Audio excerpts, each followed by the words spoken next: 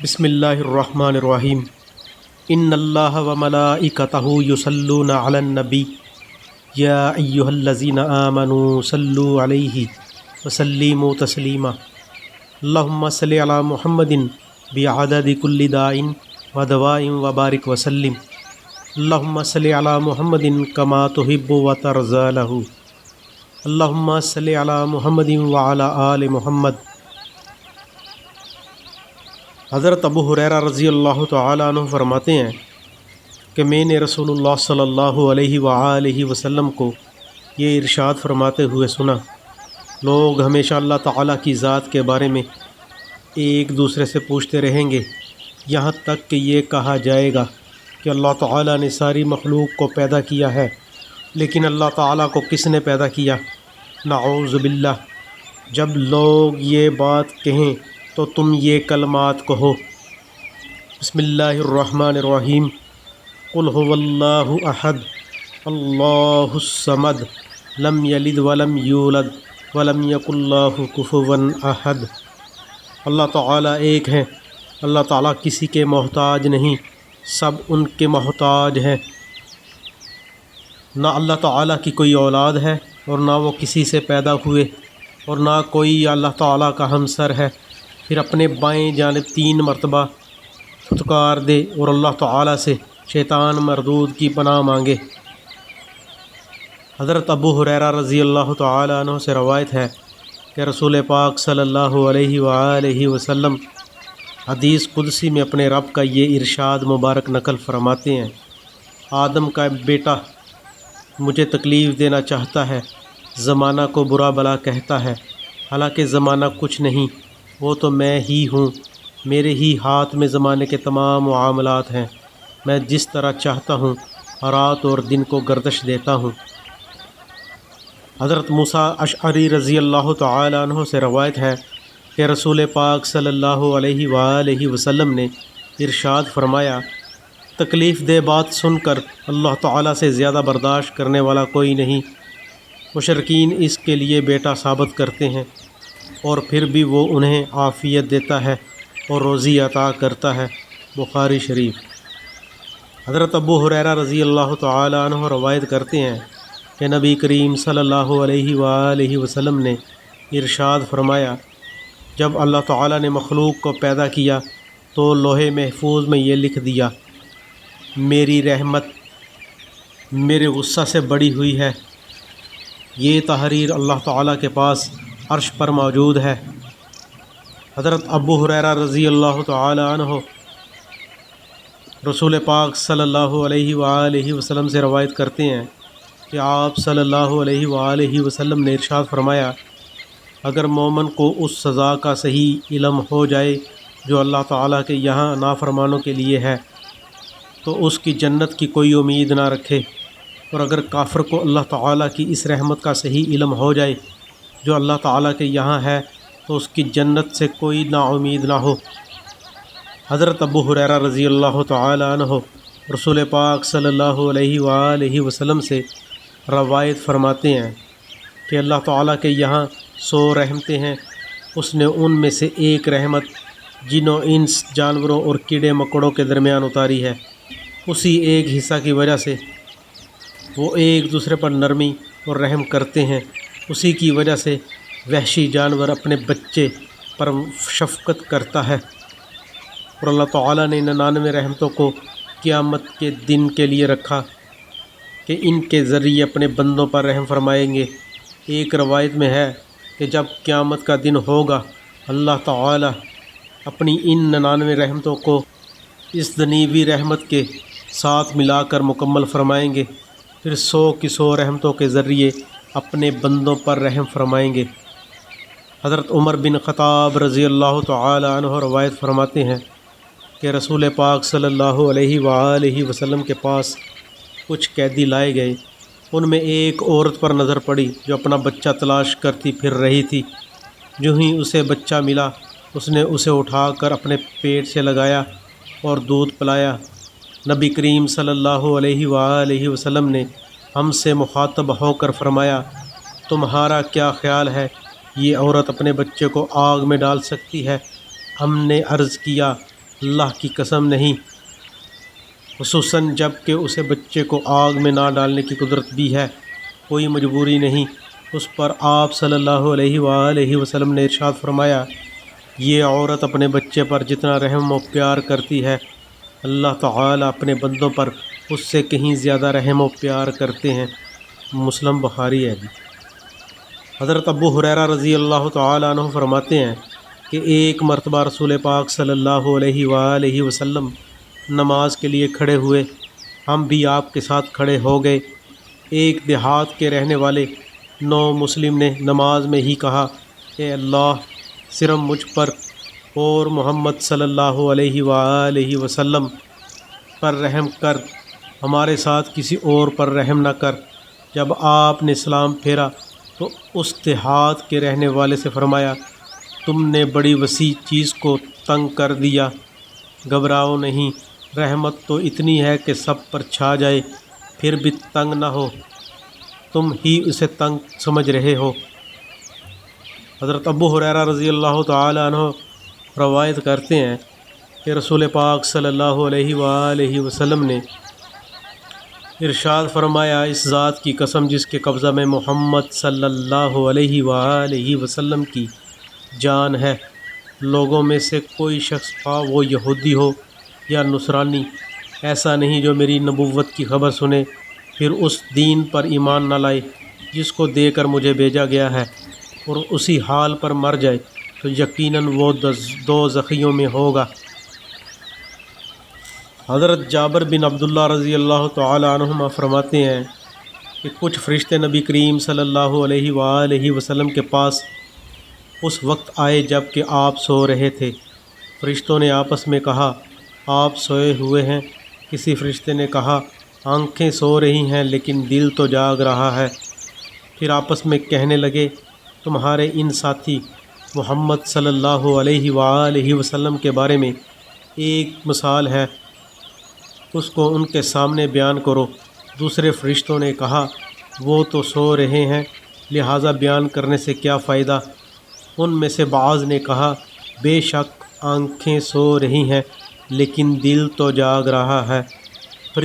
پھر فرشتے ایک دوسرے سے کہنے لگے، ان کی مثال ایسی ہے جیسے ایک شخص نے مکان بنایا اور اس میں دعوت کا انتظام کیا، پھر لوگوں کو بلانے کے لیے آدمی بھیجا، جس نے اس بلانے والے کی بات مان لی وہ مکان میں داخل ہوگا اور کھانا بھی کھائے گا، اور جس نے اس بلانے والے کی بات نہ مانی وہ نہ مکان میں داخل ہوگا اور نہ ہی کھانا کھائے گا۔ یہ سن کر فرشتوں نے آپس میں کہا، اس مثال کی وضاحت کرو تاکہ یہ سمجھ لیں۔ بعض نے کہا، یہ تو سو رہے ہیں، وضاحت کرنے سے کیا فائدہ؟ دوسروں نے کہا، آنکھیں سو رہی ہیں مگر دل تو بیدار ہے۔ پھر کہنے لگے، وہ مکان جنت ہے جسے اللہ تعالیٰ نے بنایا اور اس میں مختلف نعمتیں رکھ کر دعوت کا انتظام کیا، اور اس جنت کی طرف بلانے والے حضرت محمد صلی اللہ علیہ وآلہ وسلم ہیں۔ جس نے محمد صلی اللہ علیہ وآلہ وسلم کی اطاعت کی اس نے اللہ تعالیٰ کی اطاعت کی، لہٰذا وہ جنت میں داخل ہوگا اور وہاں کی نعمتیں حاصل کرے گا، اور جس نے محمد صلی اللہ علیہ وآلہ وسلم کی نافرمانی کی اس نے اللہ تعالیٰ کی نافرمانی کی، لہٰذا وہ جنت کی نعمتوں سے محروم رہے گا۔ محمد صلی اللہ علیہ وآلہ وسلم نے لوگوں کی دو قسمیں بنا دیں، ماننے والے اور نہ ماننے والے۔ بخاری شریف۔ حضرات انبیاء کرام علیہم السلام کی یہ خصوصیت ہے کہ ان کی نیند عام انسانوں کی نیند سے مختلف ہوتی ہے۔ عام انسان نیند کی حالت میں بالکل بے خبر ہوتے ہیں، جبکہ انبیاء نیند کی حالت میں بھی بالکل بے خبر نہیں ہوتے۔ ان کی نیند کا تعلق صرف آنکھوں سے ہوتا ہے، دل نیند کی حالت میں بھی اللہ تعالیٰ کی ذات عالی کی طرف متوجہ رہتا ہے۔ حضرت ابو موسیٰ رضی اللہ تعالی عنہ روایت فرماتے ہیں کہ نبی کریم صلی اللہ علیہ وآلہ وسلم نے ارشاد فرمایا، میری اور اس دین کی مثال جسے اللہ تعالیٰ نے مجھے دے کر بھیجا ہے اس شخص کی سی ہے جو اپنی قوم کے پاس آیا اور کہا، میری قوم، میں نے اپنی آنکھوں سے دشمن کا لشکر دیکھا ہے اور میں ایک سچا ڈرانے والا ہوں، لہٰذا نجات کی فکر کرو۔ اس پر اس کی قوم کے کچھ لوگوں نے تو اس کا کہنا مانا اور آہستہ آہستہ رات میں ہی چل پڑے اور دشمن سے نجات پا لی۔ کچھ لوگوں نے اس کو جھوٹا سمجھا اور صبح تک اپنے گھروں میں رہے۔ دشمن کا لشکر صبح ہوتے ہی ان پر ٹوٹ پڑا اور ان کو تباہ و برباد کر ڈالا۔ یہی مثال اس شخص کی ہے جس نے میری بات مان لی اور میرے لائے ہوئے دین کی پیروی کی، وہ نجات پا گیا، اور یہی مثال اس شخص کی ہے جس نے میری بات نہ مانی اور اس دین کو جھٹلا دیا جس کو میں لے کر آیا ہوں، وہ ہلاک ہو گیا۔ بخاری شریف۔ چونکہ عربوں میں صبح سویرے حملہ کرنے کا رواج تھا، اس وجہ سے دشمن کے حملے سے محفوظ رہنے کے لیے راتوں رات سفر کیا جاتا تھا۔ حضرت عبداللہ بن ثابت رضی اللہ تعالی عنہ روایت کرتے ہیں، حضرت عمر بن خطاب رضی اللہ تعالی عنہ نبی کریم صلی اللہ علیہ وآلہ وسلم کی خدمت میں حاضر ہوئے اور عرض کیا، یا رسول اللہ صلی اللہ علیہ وآلہ وسلم، میرا اپنے ایک بھائی کے پاس سے گزر ہوا جو کہ قبیلہ بنو قریظہ میں سے ہے۔ اس نے میرے فائدہ کی غرض سے تورات سے کچھ جامع باتیں لکھ کر دی ہیں، اجازت ہو تو آپ کے سامنے پیش کر دوں۔ حضرت عبداللہ رضی اللہ تعالی عنہ فرماتے ہیں کہ نبی کریم صلی اللہ علیہ وآلہ وسلم کے چہرہ مبارک کا رنگ بدل گیا۔ میں نے کہا، عمر، کیا آپ رسول اللہ صلی اللہ علیہ وآلہ وسلم کے چہرہ مبارک پر غصہ کے آثار نہیں دیکھ رہے؟ حضرت عمر رضی اللہ تعالی عنہ کو فوراً اپنی غلطی کا احساس ہوا اور عرض کیا، ہم اللہ تعالیٰ کو رب، اسلام کو دین اور محمد صلی اللہ علیہ وآلہ وسلم کو رسول مان کر راضی ہو چکے ہیں۔ یہ کلمات سن کر آپ صلی اللہ علیہ وآلہ وسلم کے چہرہ سے غصہ کا اثر زائل ہوا اور ارشاد فرمایا، اس ذات کی قسم جس کے قبضہ میں محمد صلی اللہ علیہ وآلہ وسلم کی جان ہے، اگر موسیٰ علیہ السلام تم میں موجود ہوتے اور تم مجھے چھوڑ کر ان کا اتباع کرتے تو یقیناً گمراہ ہو جاتے۔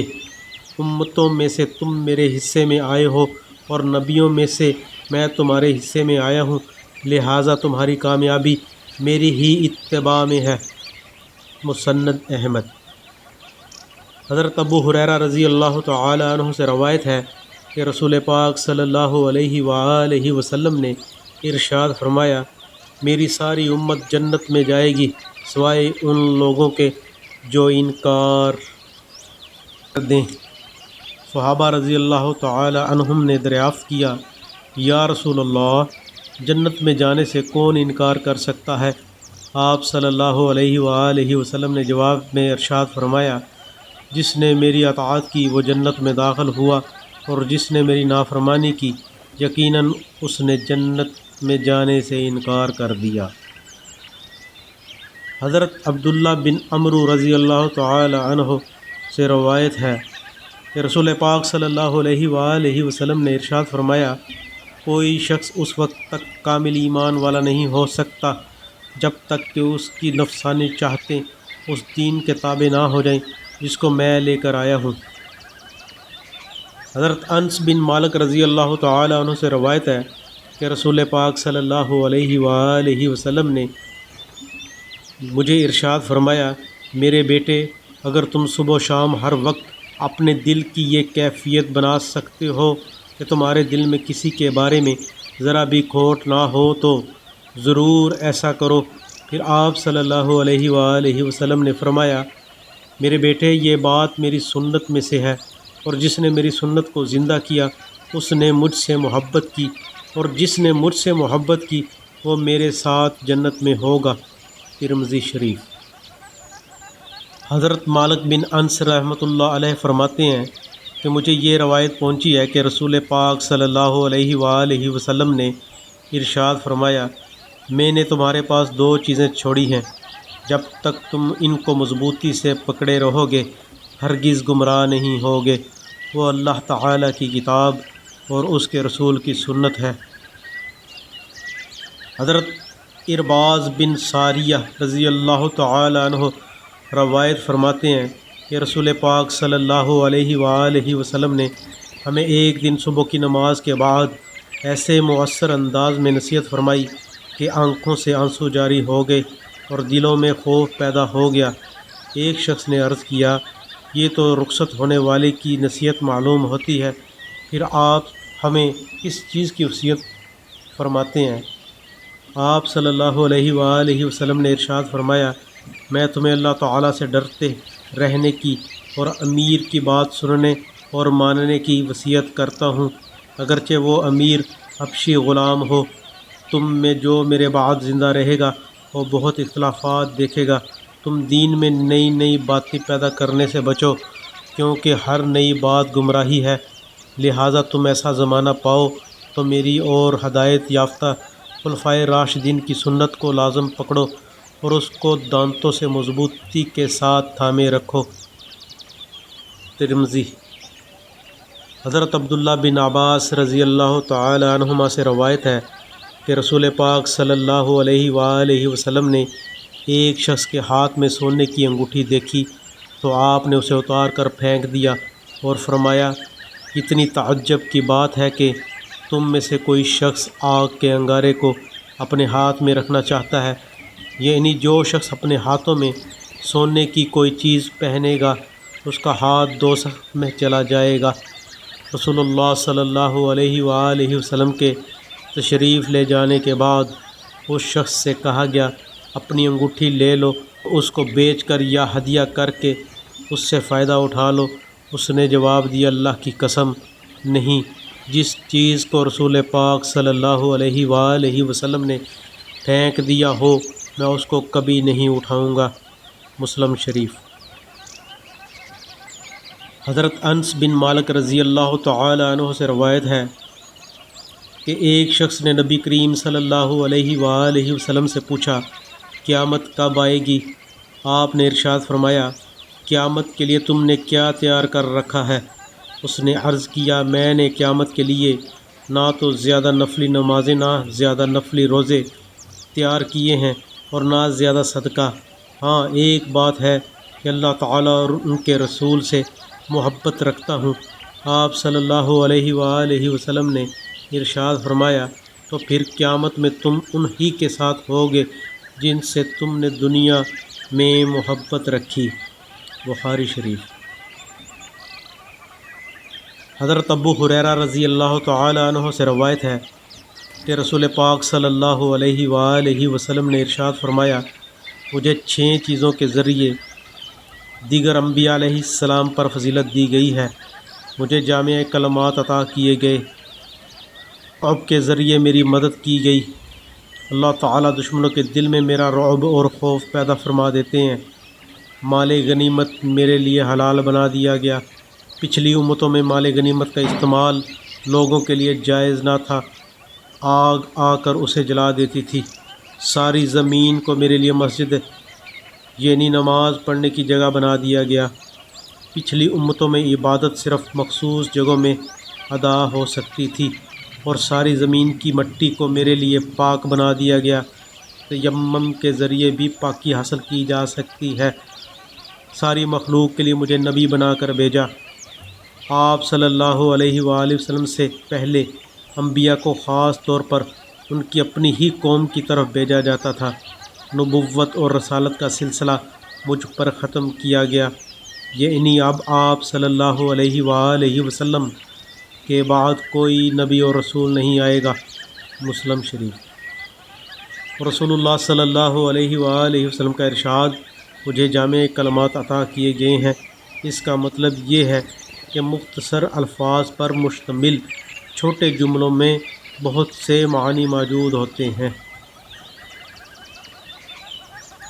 حضرت ابو ہریرہ رضی اللہ تعالی عنہ رسول پاک صلی اللہ علیہ وآلہ وسلم کا ارشاد نقل فرماتے ہیں کہ میری اور مجھ سے پہلے انبیاء علیہ السلام کی مثال ایسی ہے جیسے ایک شخص نے گھر بنایا ہو اور اس میں ہر طرح کا حسن اور خوبصورتی پیدا کی ہو، لیکن گھر کے کسی کونے میں ایک اینٹ کی جگہ چھوڑ دی ہو۔ اب لوگ مکان کے چاروں طرف گھومتے ہیں مکان کی خوشنمائی کو پسند کرتے ہیں، لیکن یہ بھی کہتے جاتے ہیں کہ یہاں پر ایک اینٹ کیوں نہ رکھی گئی، تو میں ہی وہ اینٹ ہوں اور میں آخری نبی ہوں۔ بخاری شریف۔ حضرت ابن عباس رضی اللہ تعالی عنہما فرماتے ہیں کہ میں ایک دن سواری پر نبی کریم صلی اللہ علیہ وآلہ وسلم کے پیچھے بیٹھا ہوا تھا۔ آپ صلی اللہ علیہ وآلہ وسلم نے ارشاد فرمایا، بچے، میں تمہیں چند اہم باتیں سکھاتا ہوں۔ اللہ تعالیٰ کے احکام کی حفاظت کرو، اللہ تعالیٰ تمہاری حفاظت فرمائیں گے۔ اللہ تعالیٰ کے حقوق کا خیال رکھو، ان کو اپنے سامنے پاؤ گے، ان کی مدد تمہارے ساتھ رہے گی۔ جب مانگو تو اللہ تعالیٰ سے مانگو، جب مدد لو تو اللہ تعالیٰ سے ہی لو، اور یہ بات جان لو کہ اگر ساری امت جمع ہو کر تمہیں کچھ نفع پہنچانا چاہے تو وہ تمہیں اتنا ہی نفع پہنچا سکتی ہے جتنا کہ اللہ تعالیٰ نے تمہارے لیے تقدیر میں لکھ دیا ہے، اور اگر سب مل کر نقصان پہنچانا چاہیں تو اتنا ہی نقصان پہنچا سکتے ہیں جتنا کہ اللہ تعالیٰ نے تمہارے لیے تقدیر میں لکھ دیا۔ تقدیر کے قلموں سے سب کچھ لکھوا کر ان کو اٹھا لیا گیا ہے، اور تقدیر کے کاغذات کی سیاہی خشک ہو چکی ہے، یعنی تقدیری فیصلوں میں ذرہ برابر بھی تبدیلی ممکن نہیں۔ ابو درداء رضی اللہ تعالیٰ عنہ سے روایت ہے کہ نبی کریم صلی اللہ علیہ وآلہ وسلم نے ارشاد فرمایا، ہر چیز کی ایک حقیقت ہوتی ہے، کوئی بندہ اس وقت تک ایمان کی حقیقت کو پہنچ نہیں سکتا جب تک کہ اس کا پختہ یقین یہ نہ ہو کہ جو حالات اس کو پیش آئے ہیں وہ آنے ہی تھے، اور جو حالات اس پر نہیں آئے وہ آ ہی نہیں سکتے۔ انسان جن حالات سے بھی دو چار ہو، اس بات کا یقین ہونا چاہیے کہ جو کچھ بھی پیش آیا وہ اللہ تعالیٰ کی طرف سے مقدر تھا، اور معلوم نہیں کہ اس میں میرے لیے کیا خبر چھپی ہوئی ہو۔ تقدیر پر یقین انسان کے ایمان کی حفاظت اور وسوسوں سے اطمینان کا ذریعہ ہے۔ یہیں ختم کرتے ہیں میرے بھائیوں اور میری بہنوں۔ وصلی اللہ تعالی علی خیر خلقہ و نور عرشہ و زینت فرشہ و قاسم رزقہ محمد۔ سبحان ربک رب العزت عما یصفون والسلام علی المرسلین والحمد للہ رب العالمین۔ اے اللہ پاک، جو ہم نے احادیث پڑھی ہیں اور جو سنی ہیں اس پر عمل کرنے والا بنا، اور ہمیں ہدایت کا راستہ دکھا اور سیدھا راستہ دکھا۔ تیرا اور تیرے نبی کا راستہ سیدھا ہے، اور اس پر چلنے والا بنا۔ اس پر چلنے سے ہی ہماری زندگی بنے گی اور آخرت بنے گی۔